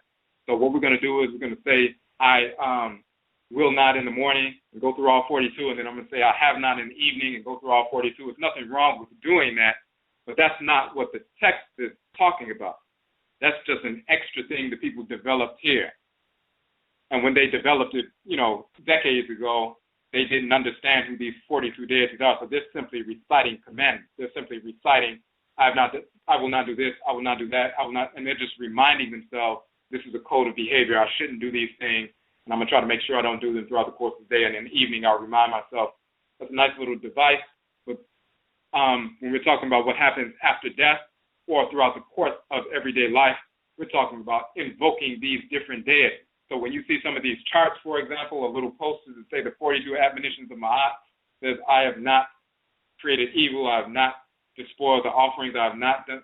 You don't see Usech, coming forth from Anu Per Im Anu An Esfet. I have not, engaged in this Esfet. You don't see the invocation of the divinity, the description of the divinity, as well as what they have not done in the language. You don't see that in these little charts, these little posters. They just list some 42 quote unquote commandments saying keep it moving. So what we're talking about is actual, real culture. When you're going throughout the course of everyday life, when you pour libation in the morning or in the evening, whenever you pour libation, and you're invoking the various abosom, orisha, voodoo, and so forth, you're invoking these divinities. And then when you sit down after pouring libation and listen, you're aligning with the actual divinities that you have just invoked. So you're actually engaged in the process for real, just like you see in these texts. And when you invoke them to come forward and you seek to align with them, if you've been out of alignment, but you weren't malicious in it, they will show you how to realign. You're still going to suffer the consequences of your actions, but they'll show you how to realign. So we're actually living this culture. So it's not just a device of reminding people of a certain set of principles. We're talking about invocation of divinity at the shrine, connecting directly with them and hearing back from them. Some people who are clairvoyant will see them. So this is what we're dealing with. Okay, and there's one comment in the chat room. If you have broken one, you make an offering to the divinities, and you cannot tell them that you have followed the law when you have not, which is correct. So when we talk about the ritual incorporation of law, so you're aligning with the forces of nature, and the ritual restoration of balance. What is the ritual restoration of divine balance? Through ritual, we restore balance where imbalance has occurred. What are those rituals?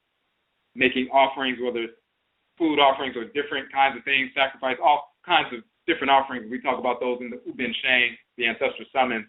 But the individual who commented, this is what they're talking about. Making offering to divinity is part of that ritual restoration of balance, to realign your energy that has become discordant, disjointed, and so forth, to get back in alignment with that force of nature.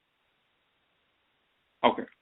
Even pouring libation in and of itself is an offering in and of itself. All right. So we just want to move through real quick, make sure we didn't miss anything. And someone asked about asking for strength. Every time you align with the forces in nature, you're seeking to align with them and infuse them. You're actually invoking their power, their tumi, as we call it in Akan, Ashe, as they say in the Yoruba tradition.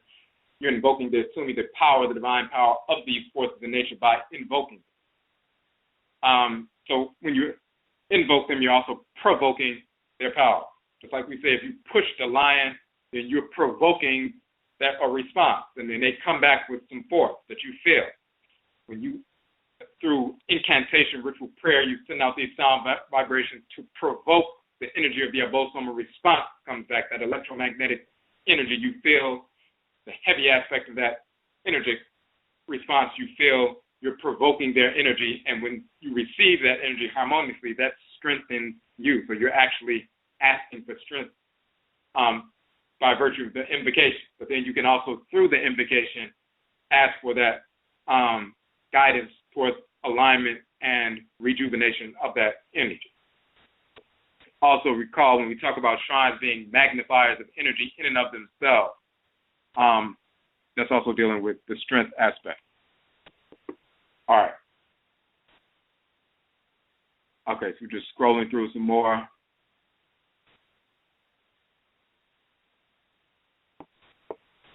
Okay, so the key here is that final piece we wanted to talk about, we're dealing with Nyamewaa-Nyame, divine law, love, and divine hate. And of course, we published that book. These are the two poles of divine order. Nyamewaa-Nyame Nhyehyee. Nhyehyee in Afurakani means order or arrangement. The same term is set, share in ancient Kemet, meaning plan or order or arrangement. So Nyamewaa-Nyame Nhyehyee is Nyamewaa, and Nyame, the great mother and great father, Nhyehyee, order or arrangement. Just like Amenet or Amenat, Amen, Sesher, Amenet, and Amen, plan or arrangement. Nyamewaa-Nyame Nhyehyee, the divine plan or divine order. It's composed of law and hate, two poles, complementary poles of divine order. The expansive pole is law. Law and love is the same word. The contractive pole is divine hate. We've gone into detail about that on a regular on numerous occasions, regular basis. On these broadcasts, we did an entire broadcast on the Nyamewaa-Nyame, divine law and divine hate. We went through our book in detail. But just to recap that aspect of it, the law pole is governed by Ma'ah and Ma'at. These are two divinities. So when you're in alignment with law, or quote-unquote love, you're in alignment with Ma'ah and Ma'at. So you can incorporate those things, objects, deeds, and entities you need to incorporate to harmonize your thoughts, intentions, and actions with order. This is why you align with Ma'ah and Ma'at. They are the instrument that allows you to attract balance to your life. Divine law is the expressive pole of order. It is the instrument by which, when you adhere to law, you attract balance to your life. When you go against law, live in contravention to divine law, then you attract disorder to your life. You repel order and you fall into disorder.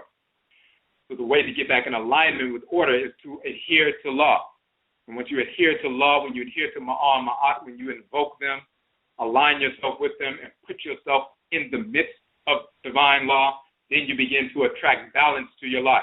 This is why Ma'ah also means, and Ma'at also means balance, that which is straight, genuine, and real, and so forth.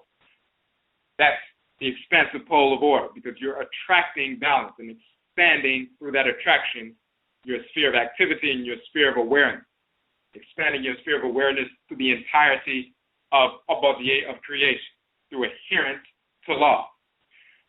The contractive pole of divine order is divine hate. And of course, we show the etymology of the word hate, which goes beyond Indo-European languages all the way back to ancient Kemet, and it is divine. It is part of the name of the male and female deity of divine hate. The male divinity of hate is Herubedat, Herubedeti. The female divinity of hate is Sechima Sekhmet. Negroes who follow the white and offspring will tell you that hate is wrong, hate is evil, and all of this nonsense. Hate is divine repulsion. It's divine rejection. It is the immune and lymphatic system within the great divine body of the Supreme Being. Rejecting, repelling, destroying disorder for the maintenance of the integrity of the divine order. So that is the contractive pole of order. It shuts down, destroys disorder and its purveyors so that the integrity of the order can be maintained. The world comes into being through Ma'ah and Ma'at, through law, and unfolds and expands through law. The world is maintained through hate, divine hate. In the same fashion, your body unfolds and develops mitosis and cell division and everything else through law in an orderly fashion, according to laws that are pre-existent. The laws are the expression of a pre-existent order that was established by the Supreme Being, rooted in that Nhyehyee, that divine arrangement. And it unfolds in that fashion. You begin to expand in that fashion, rooted in law. But the body is maintained through hate, divine rejection, divine repulsion, through the immune and lymphatic system. And bacteria and so forth are always streaming in and always developing within the body.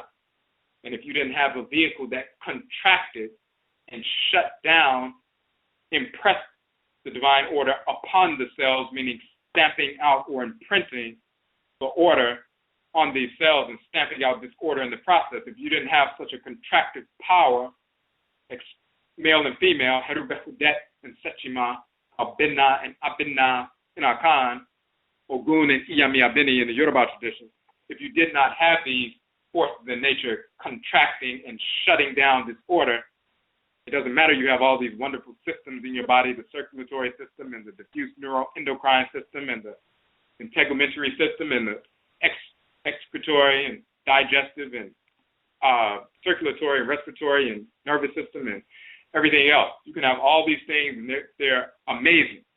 But if the immune system and lymphatic system is not working, the entire body will collapse and be destroyed. So the world comes into being via law, Ma'a and Ma'at, Amame and Abam in Akan culture, Edun and Odu and Yoruba. But it is maintained through divine hate. The body is maintained through divine hate by rejecting disorder. The entire body of the Supreme Being, the universe, the great divine body, is sustained and maintained through divine hate. That means divine repulsion. That means whenever disorder arises, it is slated for destruction. And the purveyors of disorder are slated for destruction. And the forces of divine destruction, called the overthrow, which is divine killer in our Akan culture. The deities were divine killer, divine executioner. In ancient Kemet, the Katu are the divine killers, divine executioners who work for Ra, on behalf of Ra and Ansar and so forth. Deities who are divine killers and slaves. They kill, and this is why the 42 divinities that govern these 42 enunciations, but these are the 42 forces in nature, the judges of Ma'an Ma'at, the ones that you go before to enunciate and provoke their energy. They are called those who punish and destroy sinners and live upon their blood. The same divinities who govern the hall of Ma'ati, the same divinities who you seek to align with so that you can prove that you're in alignment with divine law, Ma'an Ma'at, are the same ones who are the punishers of sinners and live upon their blood. So this is the connection between you reap what you sow, but really you harvest what you cultivate. This is the reality. This proves conclusively that in our culture and just in reality, in divine order, there's no room for forgiveness. That's not even a concept or really even a word that you will find in Afurakani, Afuraitkaitnit language. People will try to translate different words in our languages to try to make them fit the English term forgiveness and the concept of that. But in reality, we don't have a term for that because that's a concept that's manufactured by the whites and their offspring to seek to get people who they have wronged to accept the wrong and not retaliate against them. It is pure criminality. It's criminal politics, criminal spiritics, and so forth. Spiritual politics, corrupt pseudo-spiritual politics. So this is what the whites and their offspring are engaged in. You understand order is composed of divine law, love, and divine hate. And you understand divine hate is the divine destruction of disorder for the maintenance of the integrity of divine order. There is no forgiveness.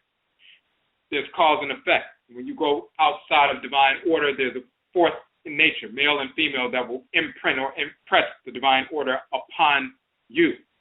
And if you don't align with order, you will be crushed by these forces in creation as well as their children. Those of us who are children of these divinities who carry that firepower and whose mission in the world, that immune and lymphatic function, who are naturally drawn to situations, individuals, and entities where disorder manifests so they can stamp out the disorder and stamp out, eradicate, and exterminate the purveyors of the disorder. So we must understand that reality. And this is why we go back to the ultimate Amut, the divinity Amut, with the crocodile head, sitting by the balance of the scale, sitting by those scales, waiting to see what's going to happen with the balancing of the heart and the feather. Because once that heart is shown to be in disorder, the crocodile lunges and rips the heart out of the body of the individual. That's divine punishment. There is no forgiveness. And she is standing right next to Tahuti, the fourth in nature that governs on the male side divine wisdom. And he directs her to consume the heart and attack the criminal, eat the criminal alive, because they engaged in disorder. That means divine wisdom sanctions the eradication of the criminal, never sanctions forgiving. So when you understand you harvest what you cultivate, then anybody who wrongs you, they must suffer the consequence. Even if it's on a lower level, they're still going to suffer the consequence. If it's on a lower level and it's not criminal, and they engage in something and they wrong you, then they must suffer the consequence. And once they suffer the consequences, and we're talking about Afurakani, Afuraitkaitnit people only, once that cycle is complete, that full unfolding of the cycle, meaning they harvested finally after the seeding, the germination, rooting, the sprouting, the full flowering of their behavior, and then the harvesting of what they have cultivated, meaning they suffered the consequences of what they did to you. After that, then a new seeding period takes place. Then you can move forward with a new beginning to the relationship. But that's not forgiveness, because right before you start that seeding process, they had to harvest what they cultivated first. So it's not forgiveness. There is no forgiveness. They suffered the consequences, and then you start all over again. If it's something lower level and just based on immaturity or ignorance or something like that. If it's something criminal, they harvest what they cultivate, and you don't start a seeding process. You cut them off from the root, and that's it. So we need to break out of this idiotic notion that forgiveness is a reality. It is a product of the inferior criminal minds of the whites and their offspring. So our people who've been lulled to sleep by that nonsense, and they try to infuse it in the laws of ancient Kemet and the laws of Ma'at, try to infuse it in spirituality, write about it and talk about it and do lectures about how forgiveness empowers you. That's nonsensical. Just on the basic level, when we're engaged with one another as Afurakani, Afuraitkaitnit people, that's nonsensical. It doesn't allow you to engage in that full process of the unfolding of behavior that's laid out by the Supreme Being. That cyclical manifestation of the unfolding of life, the seeding process all the way through to the harvesting and reseeding, as well as the unfolding of our behavior that unfolds through that process, that's laid out by Nyamewaa-Nyame. That's an immutable process, governed by immutable law. You're trying to go against that by saying, okay, we're not going to allow them to harvest what they cultivate. We're going to skip that step because we know better than the Supreme Being, and we're just going to forgive them and so forth. That's nonsensical. What you're doing is abdicating your own responsibility because you don't want to confront that reality. You don't want to engage in any kind of challenging that disorder because you're weak and you're engaged in cowardice on an individual, community to community level. Then, of course, when it comes to the whites and their offspring, if you are a coward and you're weak, then you make up all kinds of excuses why you're a coward and you're weak. You don't want to challenge our enemy. You don't want to crush our enemy. You don't want to exterminate our enemies. You want to seek to ingratiate yourself to our enemies because you fear them, because you feel inferior to them. And that inferiority manifests as the fear of the whites and their offspring. But in order to save face and not look absolutely stupid, then you try to wrap up that cowardice and that fear of confrontation and your lack of desire to actually uphold your responsibility. Because as an adult and even a child, you have a responsibility to challenge disorder relentlessly. That is part of our nature and governed by Yao and Ya and Abba, Heru, Wachet, and Nekabet, and so forth. That's part of our nature. That's part of our adulthood, manhood, and womanhood. But you fear that because you don't want to accept your responsibility. You're a coward, so therefore you seek to promote this foolish idea of forgiveness as though that's empowering. That's actually castrating. Castrating on the male, castrating on the female. Ripping the testes from the male and the ovaries from the female. Ripping that out and castrating the individual just like you castrate a dog or a cat and so forth. So, this must be understood. And once we understand that, then we embrace divine order, which means we embrace divine law, love, and divine hate. And we recognize all of the whites and their offspring who exist, who have ever existed, and whoever will exist until we make them extinct. Incarnated spirits of disorder and our absolute enemy.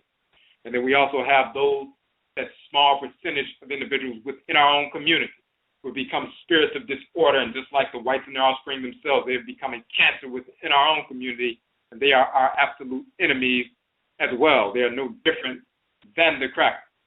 So we reject them as well. But we need to recognize the unfolding of behavior, entire cycle, including you harvest what you cultivate. That is the fulfillment of the cycle. How are you going to reject the fulfillment of that cycle? By trying to insert forgiveness in there and rejecting the notion of harvesting what has been cultivated. That is insane. So we deal with reality. Okay, so we got one call on the phone line. Michiawo, number 5306. You had a question or comment? Yes, heads up. ODWIRA. All right, I was inquiring about, all right, there's a thing going on in Burma where they're killing they're hanging 250,000 women and children because of a religious of Buddhism. And my thing is that could be recycled. I mean, that type of idiocracy could be revolved again. And I want this time when it comes around and where we're at right now in this country, because they're practicing that evacuation and isolation, trying to fear people with they're going to do the concentration camps, they're doing the evacuation. I know that they're trying to throw curfews. So I would like to know if we evoke some of our deities to turn the tables on them and turn those energies into now annihilating the same people who tried to do it before and cause and bring forth a resolution to it. Myself,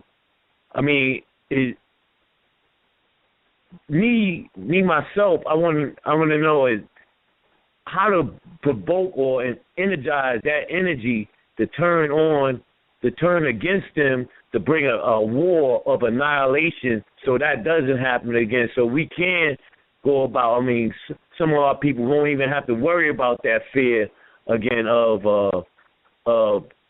being tortured, because my thing is not to have more people tortured anymore because of their dumb idiocracy ways.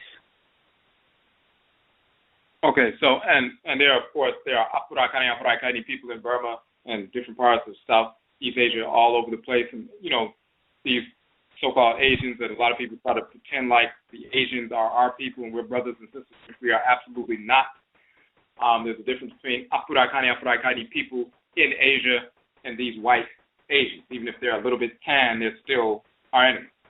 So the key is, whether it's there or anywhere else, The whites and their offspring don't have any access to any deity at all. So what they're doing is they're just doing what they're doing based on their love. And they're just using their physical bodies to wage war against our people. And we have physical bodies as well, and we need to wage war against them and exterminate them. The reason our people are not rising up and doing that is because of being indoctrinated with fear through these fake religions. They're scared, they're turning the other cheek, and they're scared of what the whites, the white fake deity is going to say and all this other nonsense. And this indoctrination has stopped our people from moving. So, for example, whether it's there or if it's in Ferguson and so forth, or some other places where there were a great deal of riots, there was a big difference between what happened, for example, in Ferguson or some other places where there were riots and people were walking back and forth and hands up, don't shoot, and all of that had absolutely no effect on the white police. But when the brother Ismail Brinsley said he's going to put wings on pigs today and blew a couple of crackers' brains out, splattered them all over the damn street, then that struck fear in the heart of police all throughout the city. That was one individual. There are thousands of Ismail Brinsleys in potential that could have done that on the same day, indiscriminately wiping out these crackers. What has stopped some of our people from moving forward like that is simply fear. So once we get beyond that fear, the Abosom operates through us. The Abosom who are connected to us through birth, through even pre-incarnation, when they're assigned to us. Those who have those fiery dispositions because they're governed by these Abosom, yes, you invoke those Abosom, but they operate through us. They guide us. So we utilize our own physical muscle, intelligence, wisdom, direction, and so forth to wage war. The only thing that has stopped our people is fear, and the fear comes from us being indoctrinated with this nonsense. So our thoughts cause us to stop forward movement and saying, well, I can't do this. People, every black person who was out there in Ferguson would love to have seen all of those cops wiped out. What stopped them from moving forward in that fashion? Belief, false belief. Some fearing death because they're not communicating with their Nsama. You don't have a fear of death when you communicate with the deceased on a regular basis. You know what's on the other side. It's not a belief because you're engaging with them. So that fear of death is gone when you embrace an ancestral religion. This whole notion of, is the white fake deity going to be mad at me and burn me in hell if I kill a cracker? All of that is gone when you embrace reality and embrace ancestral religion. So you have no fear anymore, and nothing can stop you at that point. So just like the crackers are shooting and killing our people and we're just sitting there not doing anything, the response is not to pray. The response is to take up arms and be motivated after we invoke the Abosom, and they will show us the means by which to execute our enemies, where we can destroy them and not create any disorder within our own people at the same time. For example, if somebody, just follows along the whites and their offspring and follows their modes of warfare, they may drop a bomb on somebody, but then they will kill a bunch of black people at the same time. When we invoke the Abosom, they would show us how to utilize the kind of weaponry we need to utilize, whether it's physical armaments, metal armaments, chemical and biological warfare, where it attacks the target but doesn't destroy our people at the same time. So it's efficient, it's direct, it's real, and it's effective. So the Abosom operate through us. Our invocations of them is so that they guide us.